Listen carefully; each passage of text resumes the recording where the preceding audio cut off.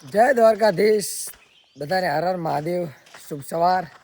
તો મિત્રો આજે આપણી યાત્રાના કમ્પ્લેટ 10 દિવસ થઈ ગયા છે અને અમે જે કાસવા ધામ આવેલું છે, આપણે જે કડીમાં કાસવા ધામ આવેલું છે એમ આ પણ રાજસ્થાનમાં પણ કાસવા ધામ આવેલું છે. ત્યાં અમે 9મા દિવસની નાઇટ રોકાણા હતા. તો કંઈક જો આવું મંદિર છે અને આવું કંઈક બધું રહેવાની વ્યવસ્થા છે બધી જો. તો આ જગ્યાએ અમે રોકાણા હતા અને હવે અહીંથી નીકળીએ છીએ આગળ તરફ. તો ચલો મિત્રો, મળીએ આપણી યાત્રામાં આગળ. હવે તમને અપડેટ મળતી રહેશે. 10મા દિવસની યાત્રાનો 10મો દિવસ આપણી યાત્રાનો થઈ ગયો છે આજે. હવે શરૂઆત કરીએ. તો કાસવા ધામથી અમે નાઇટ રોકાણા હતા, બહુ જ મજા આવી. તો તમે પણ આવો તો ક્યારેક રોકાજો. મળીએ આગળ. હર હર મહાદેવ. સરસ મજાની મિત્ર ચા આવી ગઈ છે. હજી 7 વાગ્યા નથી, જાગીને ફ્રેશ થઈ ગયા છે. જો મિત્ર દિનેશ ચા પી રહ્યો છે અને જો તમે ચા પી અને પછી તમને એનું લોકેશન બતાવું. તો મિત્રો હાલ 10 વાગી ગયા છે અને અત્યારે અમે છીએ રાજસ્થાનના રણમાં. જુઓ અમારા બેની સાયકલો પડી છે અહીંયા અને વિચાર્યું કે થોડો નાસ્તો, હળવો નાસ્તો કરી લઈએ હું અને દિનેશભાઈ બંને. આજુબાજુ તો પહાડી વિસ્તાર છે, રણ વિસ્તાર. જો નાના નાના પહાડ છે, રણ છે. રેતીના રણમાં વિચાર્યું કે કંઈ સારો સામે આવે તો નાસ્તો કરી લઈએ.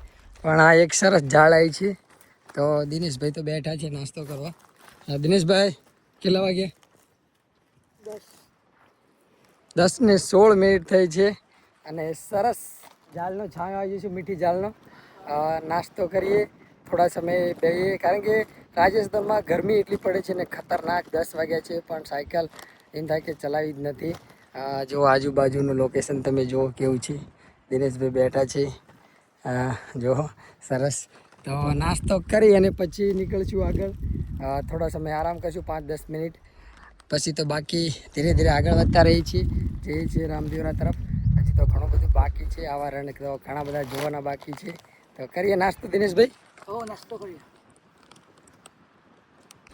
તો મિત્રો આપણે પાણીની જરૂર હતી અને પાણી પતી ગયું હતું બોટલમાં. તો આપણે આ સામે જ ઘર છે, અહીંયા આપણે જતા પાણી લેવા અને પાણી એમને આપ્યું અને બહુ જ એમને પાણી મસ્ત મસ્ત કૂવાનું પાણી છે. વરસાદનું જે આપણે સંકળેલું પાણી હોય ને એ પાણી છે. બહુ જ પીને આનંદ થયો. હવે ધીરે ધીરે આપણે આગળ વધી રહ્યા છીએ. જો રેતીનું ચારે બાજુ પહાડ છે, આ રીતે રેતીમાં આવી રીતે ઘર બનાવેલા છે બધાએ અને મજા આવી પાણી પીવાની. તો ધીરે ધીરે આગળ વધી રહ્યા છીએ. 11 વાગ્યા છે, 12 વાગ્યા સુધી બાતુર પકડવું છે. બાતુરવાળા હાઈવે પર છે, જો આ સિંગલ પટ્ટી.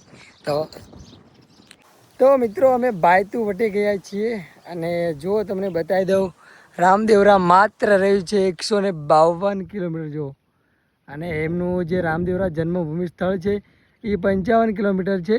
આ બધું હવે આ હાઈવે ઉપર અમારે જવાનું છે અને અહીંયાથી થાય છે રામદેવરા 152 કિલોમીટર. એટલે આજે બાય ચાન્સ અમે 40 કિલોમીટર જેવું, 30 કિલોમીટર જેવું હજુ કાપશું.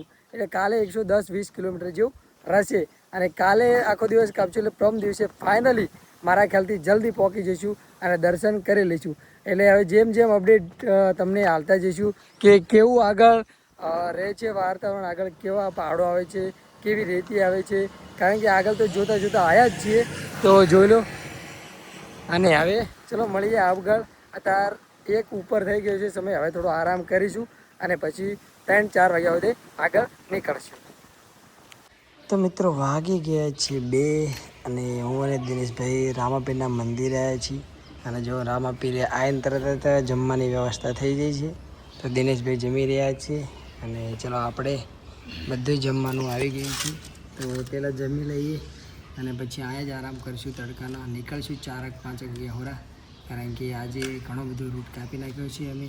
તો પહેલાં ચલો જમી લઈએ, પછી જ તમને આગળ મળીએ.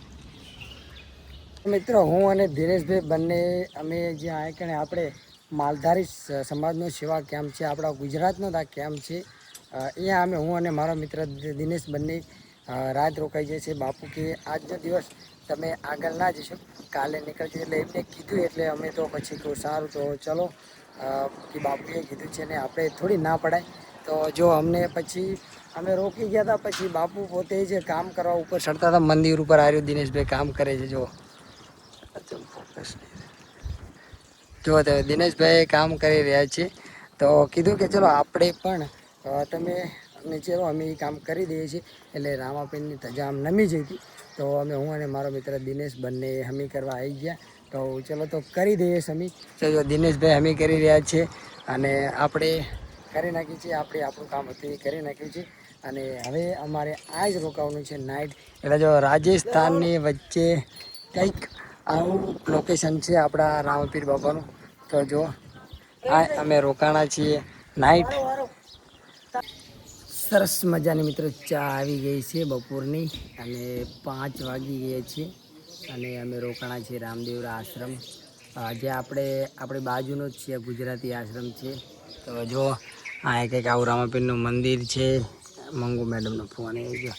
તો ચલો ચા પી લઈએ અને પછી 5 વાગી ગયા છે. હવે નીકળવાનું વિચારીએ છીએ, ધીરે ધીરે આગળ નીકળે. 20 કિલોમીટર જેવું કાપવાનું છે. આગળ એક આશ્રમ છે બીજો, અહીંયા અમારે રોકવાનું છે નાઇટ. તો ચલો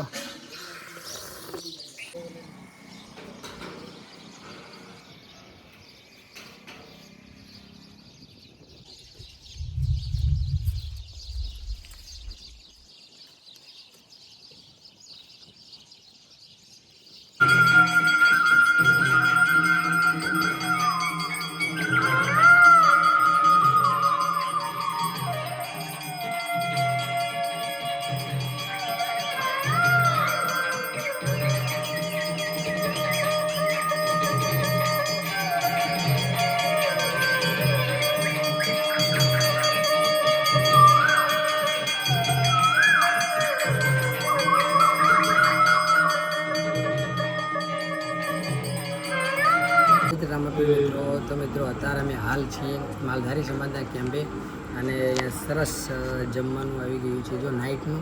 તો જો દિનેશભાઈ જમી રહ્યા છે, સામે બધા જમી રહ્યા છે. જો તમે જો ખીચડી, શાક, બાજરીનો રોટલો, દૂધ, મગસ બધું જ આવી ગયું છે. તો હવે જમી લઈએ અને પછી આજની નાઇટ આ જ રોકાવાનું છે અને પછી કાલે આગળ નીકળવાનું છે. સવારમાં 5 વાગે નીકળવાનું છે.